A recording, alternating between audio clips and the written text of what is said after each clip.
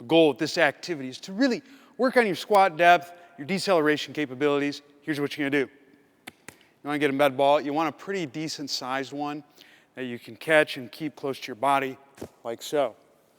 What you're gonna do is you wanna be on a ramp. You're gonna toss the ball up high enough that it allows the ball to drop down, but not so high that it's not like directly in front of you. So like I'm gonna throw about that high. You don't wanna launch it and then you kinda gotta wait and maybe it falls a little bit in front of you. But what you're gonna do is you're gonna launch the ball in the air. You wanna catch the ball, and as you do so, you're gonna descend down quickly into a squat, letting the ball almost force you into the bottom.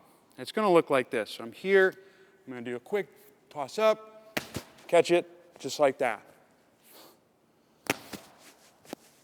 Just like that.